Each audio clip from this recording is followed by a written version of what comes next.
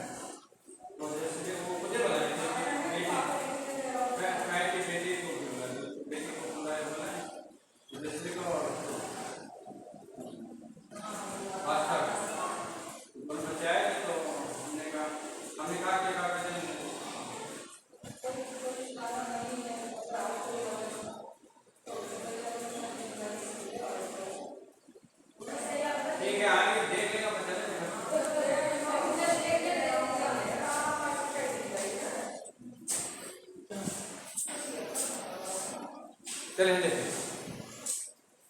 हैं, तो जो है इसमें क्या होता है, जैसे 1 मीटर लेंथी स्केल होगा है और इस स्केल के लिए क्या करेंगे, पोटेंशियोमीटर वायर को लेट करेंगे, फिर यहाँ पर एक एल्युमिनियम या कॉपर की स्ट्रिप होगी, इस कॉपर एल्युमिनियम की स्ट्रिप से जो है इसको बैक कर दिया जाएगा, ठीक है।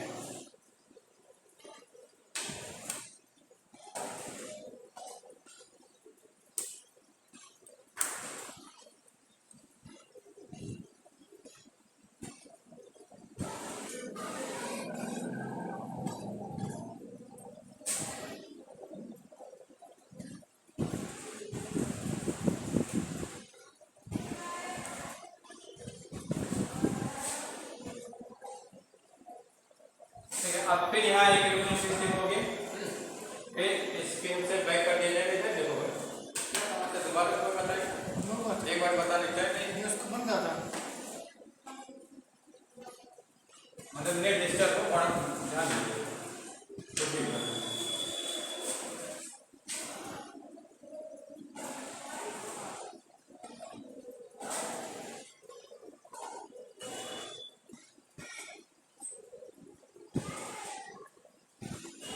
अब देखिए फिर इसी वायर को बैक करेंगे।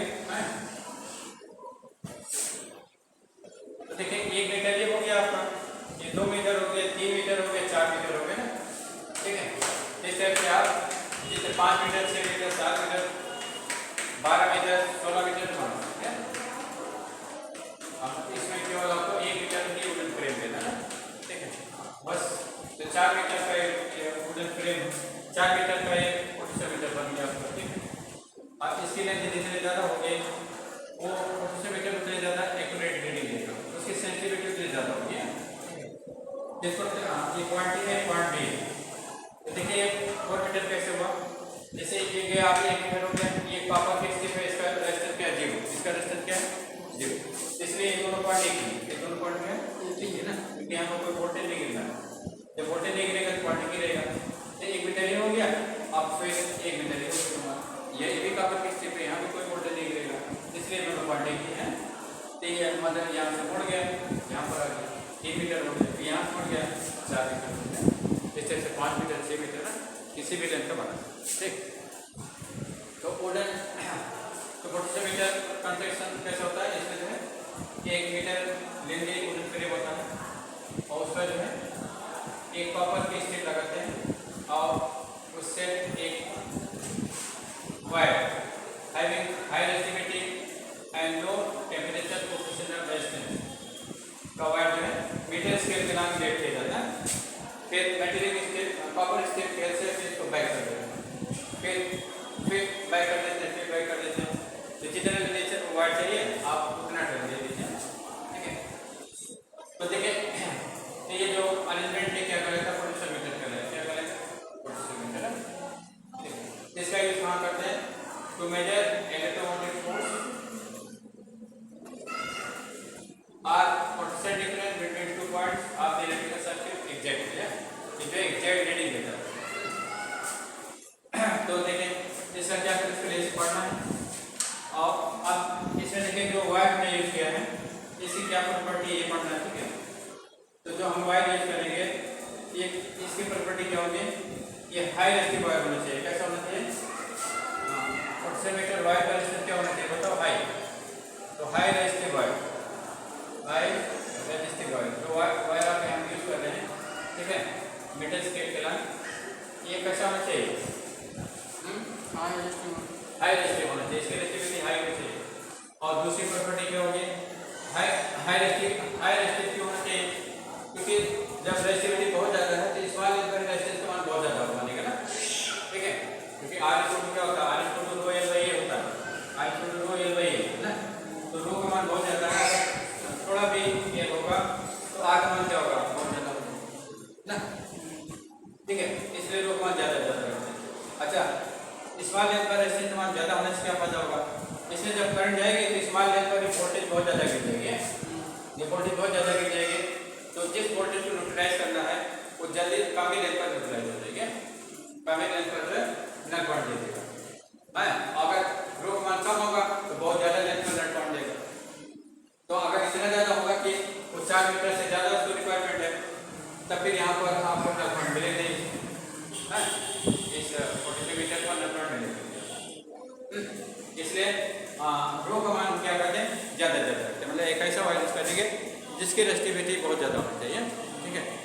और दूसरा सेकेंड प्रॉपर्टी से क्या होगी, temperature coefficient of resistance must be very low, temperature coefficient of resistance, temperature coefficient of resistance must be very low, of resistance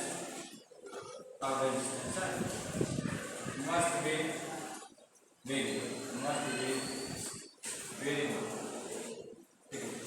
temperature coefficient of resistance का मान होना चाहिए बहुत कम, ठीक है।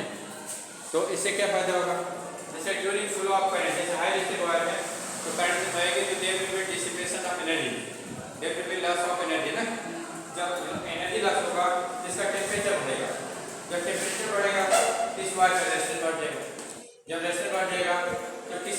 इस पॉइंट पर नल पॉइंट है और 2-3 सेकंड बाद फिर नल पॉइंट आपका चेंज होगा ना, क्योंकि रेजिस्टेंस बढ़ जाएगा। तो एवरी मोमेंट रेजिस्टेंस बढ़ता रहेगा, चेंज होता रहेगा और नल पॉइंट आपका शिफ्ट होता रहेगा, स्टेबल रहेगा। ठीक है, तो इसलिए जो है temperature coefficient of resistance alpha का मान क्या होना चाहिए, वेरी होना चाहिए। और जब वेरी होगा तो जब during flow of current due to loss of energy due to change in temperature और change in resistance will be negligible. Change in resistance क्या होगा, नेग्लिजिबल होगा। अल्फा का मान कम है, ठीक है, बहुत कम है, तो ठीक है, थोड़ा बहुत चेंज होने पर आग पर कोई फर्क नहीं पड़ेगा। रेजिस्टेंस पोटेंशियोमीटर वायर के रेजिस्टेंस में कोई ज़्यादा फर्क नहीं पड़ेगा। ठीक है, जैसे हम रीडिंग 1-2 सेकंड में ले लेंगे, है, तो इतने टाइम इंटरवल में जो रेजिस्टेंस चेंज होगा 0 होगा, 0 वोल्ट क्या होगा, 0, है। इसलिए नल पॉइंट पर आपका फिक्स रहेगा फॉर सर्टेन मोमेंट, 2-3-4 सेकंड के लिए तो फिक्स ही रहेगा।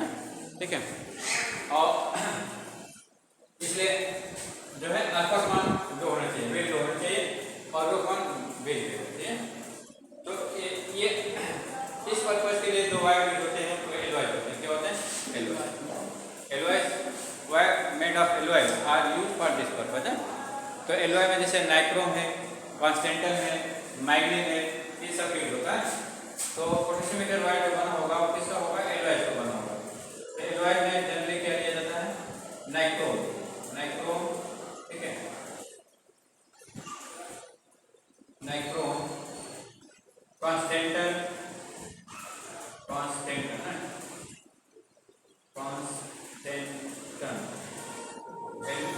नाइक्रोम, कॉन्स्टेंटल, मैग्नीन एक्सेट्रा, ये सब चीज होते हैं। ठीक है, तो ये जो है इस कंडीशन को होल्ड करते हैं, माने इनका temperature coefficient of resistance very low है और रेजिस्टिविटी बहुत हाई है। ठीक है, तो ये वायर क्या कहलाते हैं, स्टैंडर्ड वायर कहलाते हैं। क्या कहलाते हैं, स्टैंडर्ड वायर है। तो पोटेंशियोमीटर है, मीटर ब्रिज है, पोस्ट ऑफिस बॉक्स है, ये सब स्टैंडर्ड वायर के बनाए जाते हैं। ठीक है, इसी समझ में। तो चलिए देखिए, ये जो 4-6 मीटर रेंज वायर है, इसको हम सिंपली एक लेंथ से दिखाएंगे।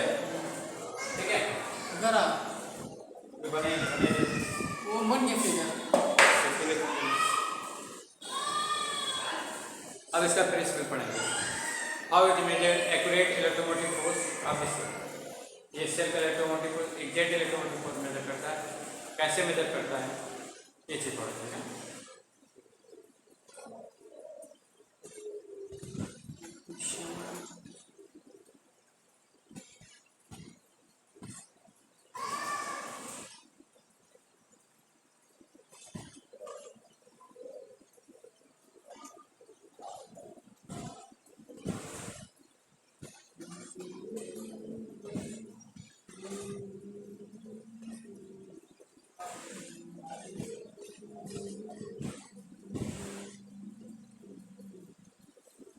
क्या लिखे हैं, एन है क्या, मैग्नीन, एन है, नाइक्रोम, NICSROME,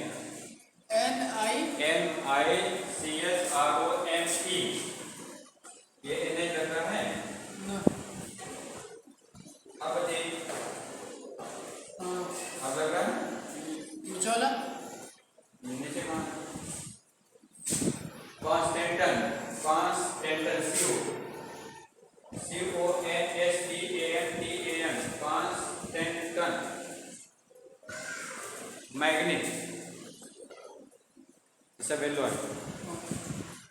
देखिए, चलिए, principle of potentiometer, how to measure exact electromotive force और potential difference between 2 points of electrical circuit with the help of potentiometer। ये चीज पढ़ना है। चलिए देखिए, इसमें क्या होता है, देखिए 1 to 4 to 6 metre length wire होता है। तो उस लेंथ को हम किससे दिखा रहे हैं, ABC दिखा रहे हैं। AB क्या हो जाएगा, 4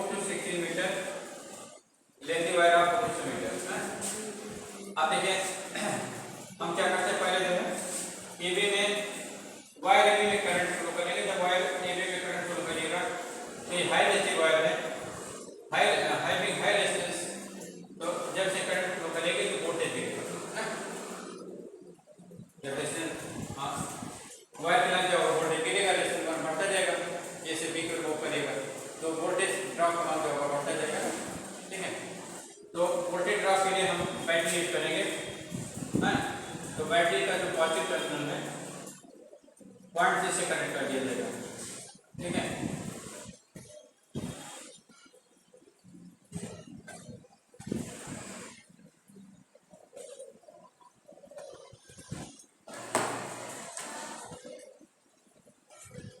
ये आपका बैटरी होगी। बैटरी जो है आपके 4 वोल्ट 2 वोल्ट इस टाइप से लेंगे। यहाँ पर एक प्लग किए और यह स्टेट कर करंट की वैल्यू कम ज़्यादा करने के लिए एक भी स्टेट कर और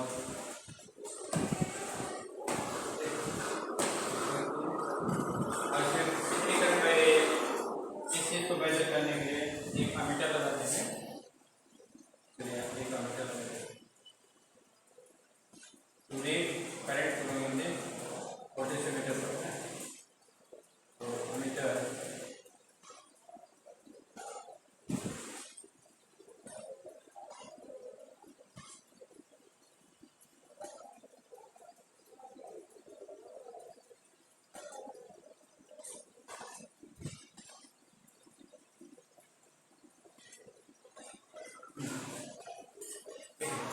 अब ये रिएक्ट है इसको यहाँ से आप देखिए जिस सेल का इलेक्ट्रोमैग्नेटिक फोर्स मेजर करना होता है उस सेल के पॉजिटिव टर्मिनल क्या करेंगे ऐसे कनेक्ट कर देंगे और नेगेटिव टर्मिनल क्या करेंगे नेगेटिव टर्मिनल को एक जॉकी एक गैल्वेनोमीटर और जाके से कनेक्ट कर देंगे।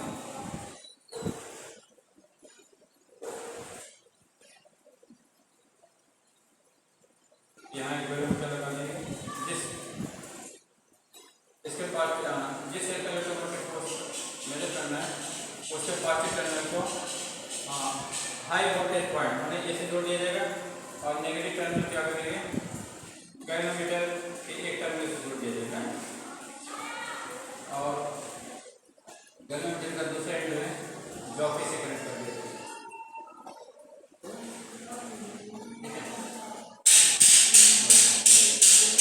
तो मान लीजिए सेल having electromagnetic force ये चीज मेजर करना एक सेल है जिसका इलेक्ट्रोमैग्नेटिक फोर्स है इसको मेजर करना है, ठीक है। तो ये कनेक्शन आप दिए है। अब ये कनेक्शन बना करके फिर क्या करेंगे हम आपने जो कनेक्शन बनाया सही है गलत है ये चेक करेंगे। तो कनेक्शन चेक करेंगे क्या करेंगे ये जॉकी डॉट को जो हम पहले हाई वोल्टेज पॉइंट ऐसे टच कराएंगे तो गैल्वेनोमीटर में देखेंगे डिफ्लेक्शन एक तरफ जाएगा, ठीक है। फिर इसको बी से टच कराएंगे तो देखिए गैल्वेनोमीटर डिफ्लेक्शन दूसरी तरफ जाएगा। मतलब ये पर टच कराने पर डिफ्लेक्शन हमारा लेट जाता है। अब जब बी टच कराएंगे तो राइट जाएगा, ठीक है। अगर ऐसा होता है तो इसका मतलब आपका कनेक्शन सही नहीं होता है तो कनेक्शन आपका या कहीं पे वोल्टेज प्रॉब्लम है तो वोल्टेज प्रॉब्लम तो कनेक्शन को आप टाइम कर लीजिए सब देने से होता है तो यहाँ से करंट की वैल्यू कम ज़्यादा कर लीजिए, ठीक है। इस तरह से एडजस्ट करिए कि ए पर टच करने पर डिफ्लेक्शन एक तरफ बी पर टच करने पर डिफ्लेक्शन एक तरफ है। अगर ऐसा जब होने लगे तो आपका न्यूट्रल पॉइंट मिल जाएगा, ठीक है। अब देखिए इसका प्रिंसिपल क्या है माथे की जॉकी अभी कैनेटस है हाँ जब कैनेटस है तो बैटरी करंट ये बैटरी आपकी ना बैटरी करंट जो है बैटरी करंट को चलने के लिए खाली एक बात मिलेगा ये वाला बात ना तो बैटरी करंट चलाएगी और पोटेंशियोमीटर वायर में फ्लो करेगा, ठीक है।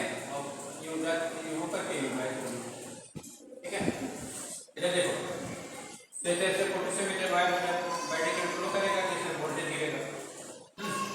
तो इस पोटेंशियोमीटर वायर के यूनिट लेंथ पर जो वोल्टेज गिरेगा वो क्या करेगा पोटेंशियल ग्रेडियंट करेगा क्या करेगा पोटेंशियल ग्रेडियंट, ठीक है। तो voltage drop on potentiometer wire increases on increasing length क्योंकि जैसे जैसे लेंथ बढ़ेगा रेजिस्टेंस बढ़ेगा तो V = IR होता है तो V बढ़ेगा ना तो voltage drop on potentiometer wire increases on increasing length तो voltage drop on potentiometer wire is directly proportional to length of the potentiometer wire है। तो this is the principle of potentiometer ये पोटेंशियोमीटर का principal है, ठीक है। इसका जैसे प्रिंसिपल ऑफ पोटेंशियोमीटर को क्या बताएगा voltage drop on potentiometer wire is directly proportional to length of the potentiometer ये इसका प्रिंसिपल है, ठीक है। तो voltage drop on the potentiometer wire, voltage drop on the potentiometer wire, सुना पोटेंशियोमीटर वायर, तेरी बात potentiometer wire is directly proportional to wire is directly proportional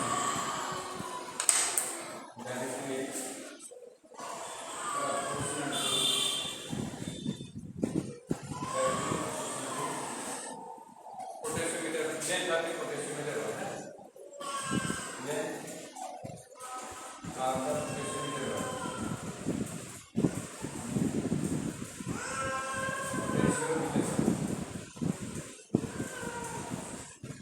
ठीक है। तो बी इक्वल प्रोपोर्शनल टू क्या हो जाएगा L, voltage drop on potentiometer wire equal proportional to length of the wire, ठीक है।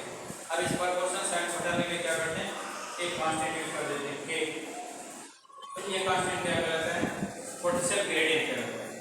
ये क्या करेगा, this constant is known as, this constant का प्रोपोर्शनलिटी इन्होंने पोटेंशियल ग्रेडियंट, क्या कहते हैं पोटेंशियल ग्रेडियंट, पोटेंशियल ग्रेडियंट। तो पोटेंशियल ग्रेडियंट को कैसे डिफाइन करेंगे, तो जैसे यहाँ से के इक्वल क्या हो जाएगा, के इक्वल हो जाएगा आपका बी बाई एल हो जाएगा ना। तो बी क्या, voltage drop on the potentiometer wire half length है ना, पोटेंशियोमीटर वायर से एल पर गिरने वाले वोल्टेज अगर बी है तो पोटेंशियल ग्रेडियंट की वैल्यू क्या हो जाएगी, बी बाई एल हो जाएगी। तो बी बाई एल क्या बता रहा है, voltage drop over unit length of the potentiometer wire ना, एल लेंथ पर गिरने वाले वोल्टेज बी है, तो यूनिट लेंथ पर गिरने वाले वोल्टेज क्या हो जाएगी, बी बाई एल हो जाएगी। तो क्या चीज़ है, voltage drop over unit length of the potentiometer wire है ना। तो पोटेंशियल ग्रेडियंट की डेफिनेशन पूछते हैं, तो पोटेंशियल ग्रेडियंट की डेफिनेशन क्या दीजिए बताओ, voltage drop over unit length, voltage drop over unit length of potentiometer wire, over unit length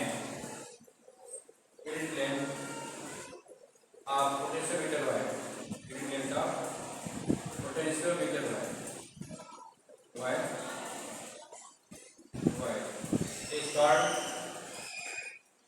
start potential gradient, potential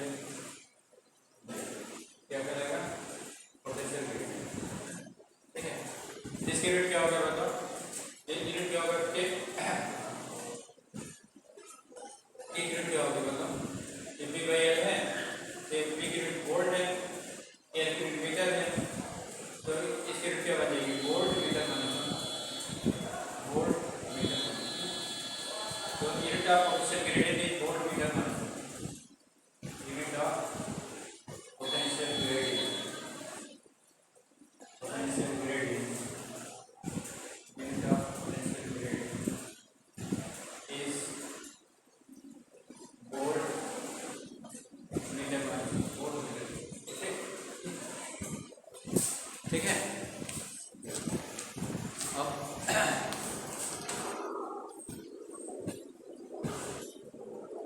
अब देखिए, तो पोटेंशियल ग्रेडियंट की एक डेफिनेशन ये होगी, दूसरी डेफिनेशन क्या होगी, एक रिलेशन ये हो गया पोटेंशियल ग्रेडियंट के लिए, और दूसरा कैसे फाइंड करेंगे, लेट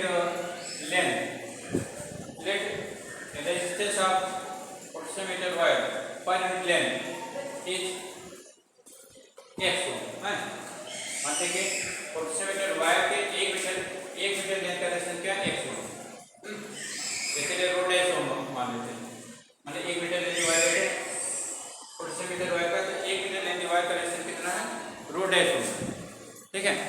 और अमीटर कितना करंट बढ़ रहा है, मानते हैं I V करंट बढ़ रहा है, ठीक है। तो 1 मीटर लेंथ पर गिरने वाली वोल्टेज क्या हो जाएगी, I V इंटू रो हो जाएगा ना, I V into rho dash, और 1 मीटर लेंथ पर गिरने वाली वोल्टेज क्या होती है, पोटेंशियल ग्रेडियंट होती है ना। तो एक दूसरा जो है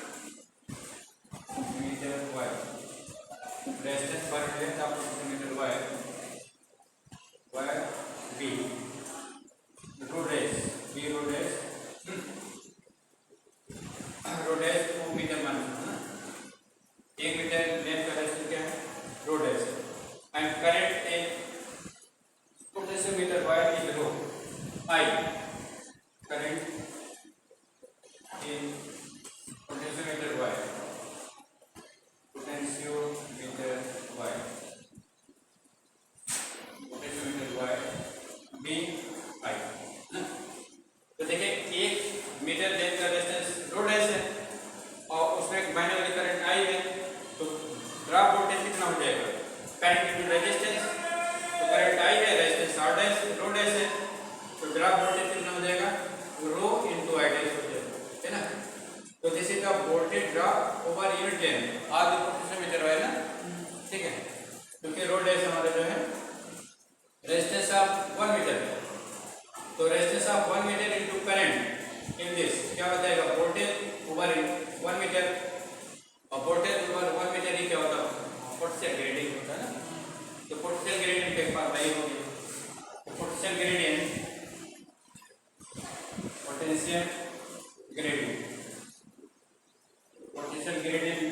निकालने का दूसरा formula K equal to rho dash I है ना, where rho dash is resistance of 1 metre of potentiometer Y और I the current in potentiometer Y, है ना। तो इसे पोटेंशियल ग्रेडियंट पूछा जाता है आपसे, एक्सप्लेन पोटेंशियल ग्रेडियंट। तो पोटेंशियल ग्रेडियंट क्या होगा बताओ, voltage drop on 1 metre of potentiometer wire is called potential gradient. Potential gradient निकालने के जो फार्मूला आपने सीखा, एक V बाई L है, एक रो डैश I। तो अगर ये voltage drop over A length of potentiometer wire is V, then potential gradient will be V by L. If resistance of potentiometer wire is rho dash, resistance of 1 meter of potentiometer wire is rho dash, and current in it is I, then potential gradient के equal क्या हो जाएगा, rho dash I, है ना, ठीक है।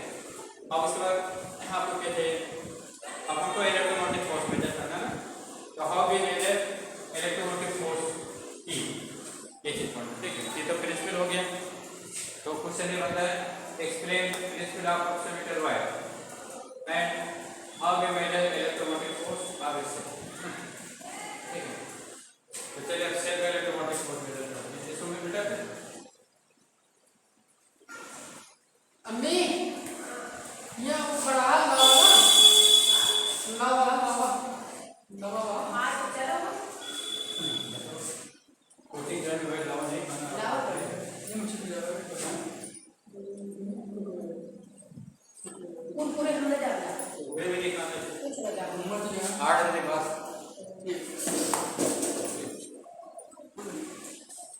और मैं एक डेढ़ बजे बाद कर दिया, अगर हम अच्छा रहा तो कुत्ता चला जाए नापा कहीं पूरा घर, तो हम कहीं सही कहते यही हम वो कही थे, लेकिन मन में नहीं कहते कहीं एक मन कर नहीं कुत्ता चला जाए सारा घर नापा कहीं दे, आप ये सारी बात में रिकॉर्ड हो रही है, कुछ सुना है क्या बोल रही थी, क्या बोल रही देखा क्या था, हाँ बताइए क्या लग गया मां तो वो ये बताओ, ये अम्मी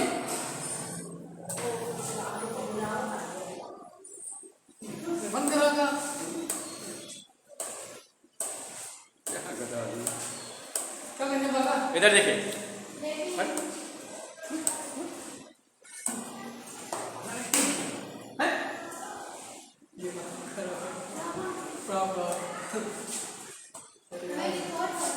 ये सब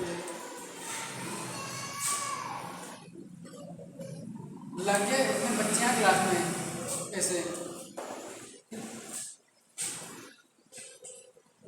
देखिए how we measure E of the cell, electromotive force of cell कैसे मेजर करिएगा, इसलिए पहले हम कंडीशन चेक करेंगे, गैलोमीटर का ड्रॉ की गई गति टेस्ट करेंगे, डिफ्लेक्शन इन गैलोमीटर का इन वन साइड, अब जाके तो B पर टेस्ट करेंगे, galvanometer in deflection in galvanometer का इन अदर साइड, अगर ऐसा होता है तो इसका मतलब कनेक्शन आपका सही है, और अगर एक ही तरफ गैलोमीटर में डिफ्लेक्शन हो रहा है तो हम कनेक्शन को टाइट करेंगे और स्टेप केबल से करंट को कम ज़्यादा करके हम जो है आंसर होंगे हाँ कनेक्शन अपना चेक करेंगे, मतलब ए पर टच करने पर डिफ्लेक्शन एक तरफ आना चाहिए, बी पर टच करने पर डिफ्लेक्शन एक तरफ दूसरी तरफ आना चाहिए।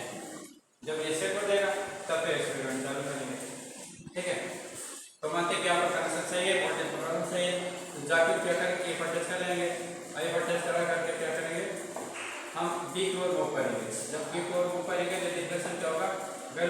कम होता जाएगा, है ठीक है। और एक पॉइंट पर डिफ्लेक्शन क्या हो जाएगा, 0 हो जाएगा। एक पॉइंट पर डिफ्लेक्शन क्या हो जाएगा, 0 हो जाएगा। तो वो पॉइंट आपको सर्च करना, वही पॉइंट क्या करना, सर्च करना। इसलिए हम क्या करते हैं कि गैल्वेनोमीटर को जैसे किसी पॉइंट J1 पर टच कराते हैं, गैल्वेनोमीटर जॉकी को क्या करते हैं, किसी पॉइंट J1 पर टच कराते हैं, और मानते हैं कि J1 पर टच कराने पर डिफ्लेक्शन क्या आ रहा है, लेफ्ट आ रहा है, इधर आ रहा है लेफ्ट, है तो लेफ्ट आ रहा है। तो देखिए, तो इस केस में क्या होगा, तो इस केस में जो है जैसे बैटरी जो अपनी करंट देगी, अब किधर जाएगी बताओ, इधर जाएगी, बैटरी करंट किधर जाएगी, इधर, क्योंकि current always follow path of lowest resistance. Current किस पाथ को फॉलो करती है, लोएस्ट रेजिस्टिव पाथ फॉलो करती है। जहाँ पाथ का, जहाँ जिस पाथ का रेजिस्टेंस कम होगा उधर भागेगी, है। तो देखिए ये भी जो है हाई रेजिस्टेंस है, ये भी क्या है, हाई रेजिस्टिव पाथ है बैटरी करंट के लिए। लो रेजिस्टिव पाथ बैटरी करंट के लिए इधर है, क्योंकि इधर खाली सेल का इंटरनल रेजिस्टेंस होगा जो कि 0.1 0.2 इस तरह से होगा, है। और ये जो है आपका 100 200 इस तरह से होगा। तो 0.1 जो है लो रेजिस्टिव पाथ वाला बैटरी करंट ना, इसलिए बैटरी करंट आप ये भी ना जा करके इधर भागेगी, और तो बैटरी करंट किधर जाएगी, अच्छा सेल करंट किधर जाएगी, सेल करंट तो हमेशा इधर जाएगी, उसीलिए कोई बात ही नहीं है ना, चाहे रेजिस्टेंस कम हो या ज़्यादा हो ना, तो सेल करंट इधर आएगी। ये दोनों करंट क्या अपोजिट है, बैटरी करंट इधर आ जाएगी, सेल करंट इधर जाएगा ना, दोनों करंट अपोजिट है। तो जहाँ पर दोनों करंट बराबर हो जाएंगे वहीं पर करंट मिलेगा ना। तो मानते हैं कि ये J1 पर टच कराने के बाद जो है, जैसे ये J1 लेंथ कम है, ये J1 लेंथ क्या है, कम है, तो इस पर गिरने वाली वोल्टेज जो है, बैटरी करंट से गिरने वाली वोल्टेज क्या होगा, सेल के इलेक्ट्रोमोटिव फोर्स मानते हैं कम है, सेल के इलेक्ट्रोमोटिव फोर्स क्या है, सेल के इलेक्ट्रोमोटिव फोर्स मानते हैं 2 वोल्ट है, और इस पर गिरने वाली वोल्टेज मानते हैं 1.5 वोल्ट है। तो बैटरी की वोल्टेज यहाँ पर कम है और सेल की वोल्टेज ज्यादा है, तो किसकी करंट ज्यादा होगी, सेल की या बैटरी की, सेल की ज्यादा होगी, क्योंकि सेल का इलेक्ट्रोमोटिव फोर्स ज्यादा है ना बैटरी के कंपेरिजन इस लेंथ पर ना, इसलिए सेल की करंट I से ज्यादा है, I से क्या होगा, ज्यादा होगा। जब I से ज्यादा होगा तो नेट करंट किधर रहेगी बताओ, IC की डायरेक्शन में रहेगी। नेट करंट कितना होगा, IC माइनस I भी होगा, है, और ये किधर रहेगी बताओ, IC की डायरेक्शन में, बड़े वाले की डायरेक्शन ना, बड़े डायरेक्शन में जाएगी, यानी एंटी क्लॉक हो जाए ना, क्लॉक हो जाए।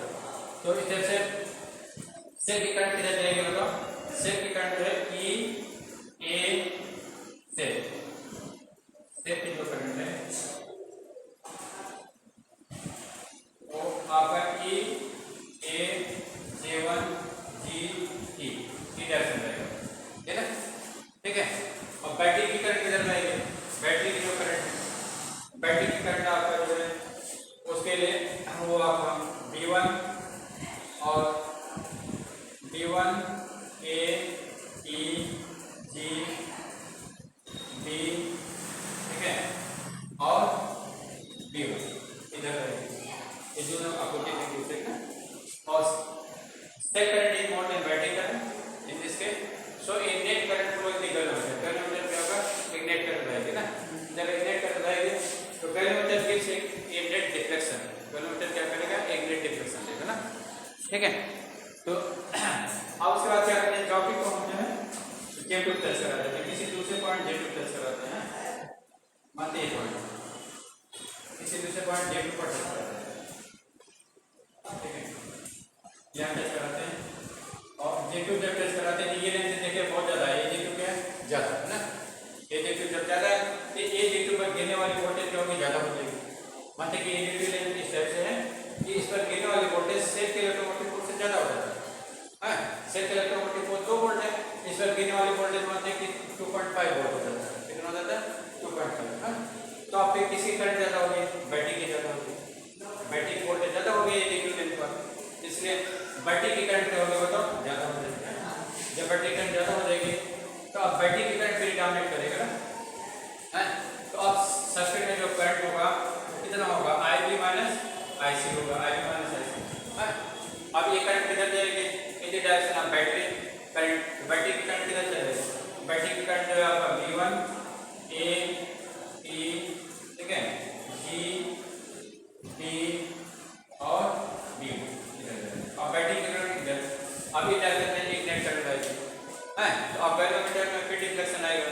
इन अपोजिट डायरेक्शन ना, गैल्वेनोमीटर डिफ्लेक्शन होगा अपोजिट है। अब देखिए J1 J2 के बीच एक ऐसा पॉइंट होगा जहां पर गिरने वाले वोल्टेज सेल के इलेक्ट्रोमैग्नेटिक फोर्स के एग्जैक्टली बराबर हो जाएगा। तो मानते हैं पॉइंट क्या है J, पॉइंट क्या है J लेंथ पर जब हम जॉकी को टच कराते हैं इस पर गिरने वाली जो वोल्टेज है, इस लेंथ पर जो गिरने वाली वोल्टेज है क्या हो जाती है, सेल के इलेक्ट्रोमैग्नेटिक फोर्स से एग्जैक्टली बराबर हो जाता है। ठीक है, तब फिर जैसे इस AJ लेंथ पर गिरने वाली वोल्टेज, जो वोल्टेज सेल की वोल्टेज जो है, तो जितना सेल करंट देगा उतना बैटरी करंट देगा, तो दोनों करंट होंगे न्यूट्रल हो जाएंगे, दोनों करंट होंगे न्यूट्रल। तो तीसरा केस क्या पॉसिबल होगा, तीसरा केस जो पॉसिबल होगा उसमें जो है V की वैल्यू E के बराबर हो जाएगा और IB का मान IC के बराबर हो जाएगा। इसलिए नेट करंट क्या हो जाएगा, नेट करंट IB मान IC है।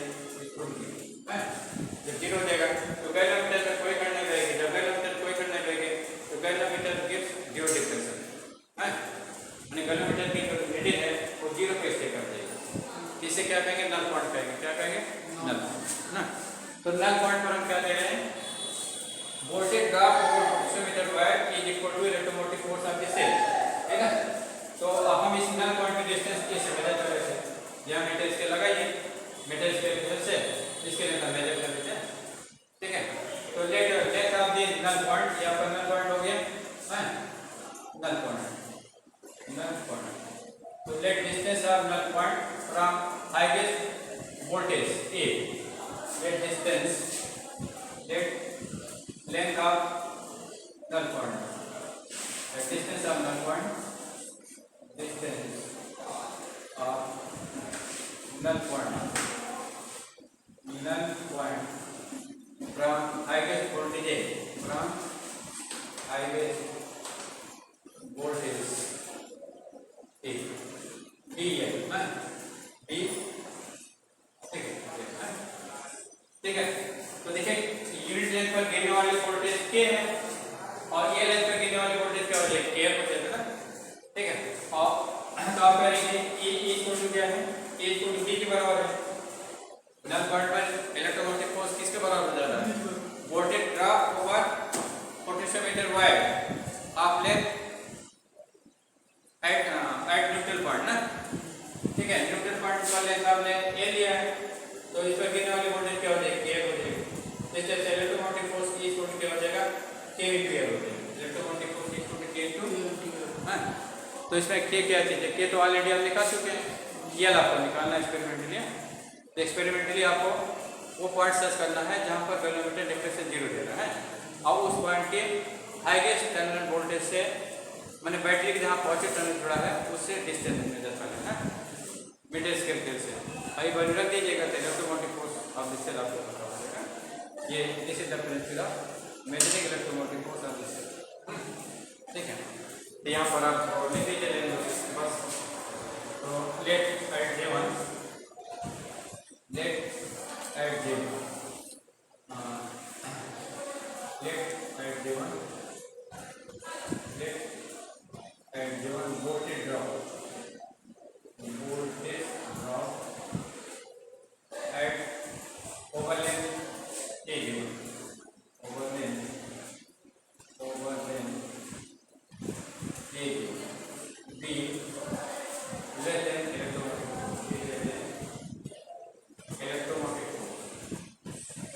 of cell, electromotive force of cell. ठीक है, then a net current flow in this cell, then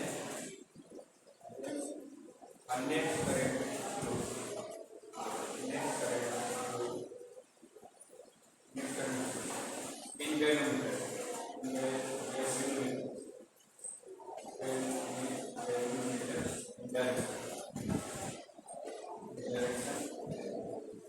E A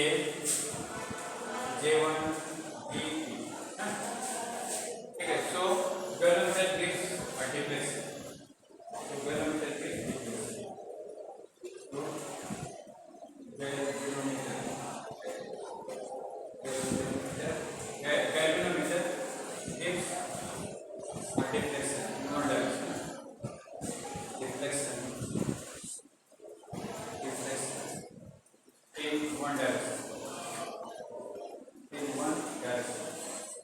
ठीक है, आप उसका देखें। हाँ, दूसरे केस क्या है हमें, दूसरा केस है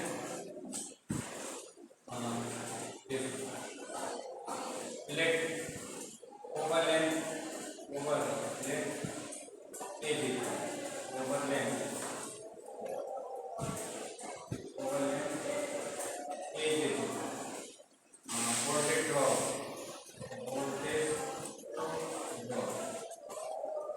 overlap AG voltage drop is overlap AG voltage drop is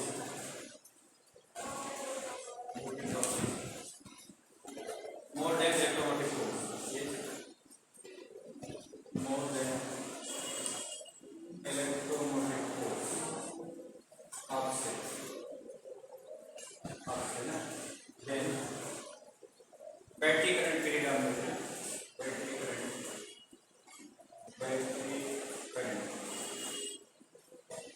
त्रिगामी over cell current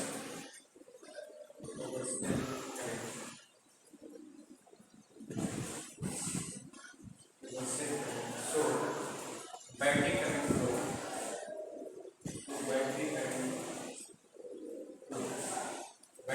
flow in direction ये डायरेक्शन आपने दिखाया है फिर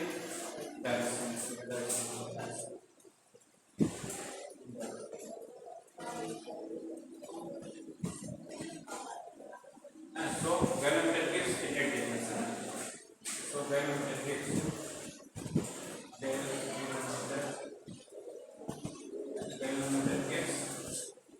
deflection in other direction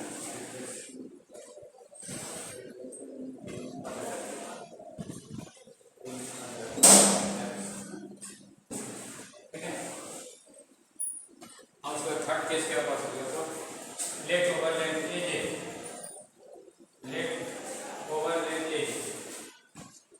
voltage drop due to battery current at AJ and is equal to electromotive force of this cell. So let over AJ voltage drop due to battery current. Phase drop due to battery current. Battery current is equal to battery current is equal to electromotive force of then net current in circuit become 0 then battery current and cell current become same ठीक है then I is equal to IC उसके बाद एक condition आपने लिखा है इसके नीचे ठीक तो उसके बाद ये चीजें हमने लिखी तो this is the principle to measure electromotive force of the cell ठीक है अब जो है इसका यूज कहाँ करते हैं in measuring electromotive force of the cell to compare electromotive force of two cells हैं to measure internal resistance of the cell हैं to measure to compare resistance of the given resistance to compare resistance of two resistors ठीक है या in verification of series combination and parallel combination ये सब इसके लिए है तो आपको दो यहाँ पढ़ना है to compare electromotive force of two primary cells and दूसरा है to determine internal resistance of the cell primary cell जैसे आपका वोल्टेज सेल है डेनियल सेल है डेक्लांसी सेल है ड्राई सेल है ये सब प्राइमरी सेल है ठीक है तो इनके इंटरनल रेजिस्टेंस और इलेक्ट्रोमोटिव फोर्स मेजर करना ये आपका ये एक्सपेरिमेंट लैब में कराया जाएगा क्वेश्चन आता है, रेड कलर का क्वेश्चन आता है, एक पोटेंशियोमीटर पर आता है, एक लाइट पर आता है, ठीक है। एक पोटेंशियोमीटर क्वेश्चन रहता है या लॉ का रहता है और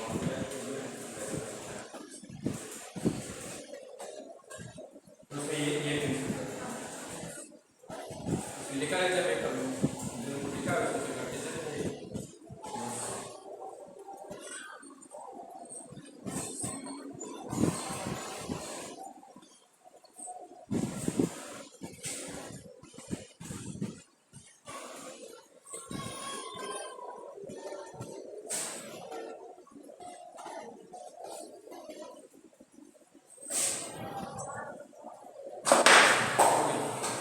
चले। नेक्स्ट हाँ नेक्स्ट देखिए कंपेरिजन ऑफ